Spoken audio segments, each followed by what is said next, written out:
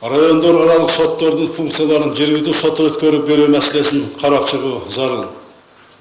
Сот адилеттигине жетиш үчүн адамдарга абдан ыңгайлуу шарттарды түзүү керек.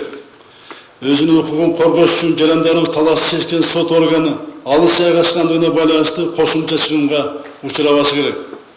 Көпчүлүк жерлердеги жарандар ушул талап менен кылышат. Мен дагы ушул маселени туура эсептейм. Мына элди кыдырып жолукканда өткөндө Жумгалыда мына ушул маселе көтөрүлдү.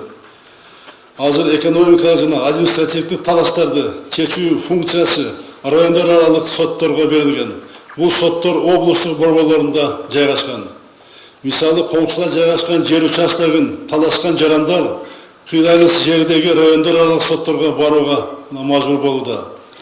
Нарыкча кыдырганда өткөндө Жумгалга барганда ушул маселе көтөрүлдү. Мына областтын борборлорунда жайгашкан. Алыстыгы Жумгалдан 240 км. Чоңолайдан Ош областына 3 км. Тоғыстырын алгыла, Чаткалды алгыла. Биз сотторго эмес, элге ыңгайлуу шарт түзүш керек. Ошон үчүн бул маселени биз карашыбыз керек.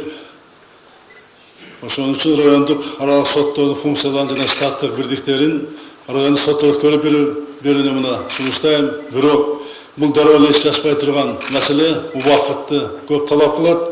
Бирок бул процессти биз тездетиш керек. Эмне үчүн дегенде, биз элге шартты түзүшүбүз керек.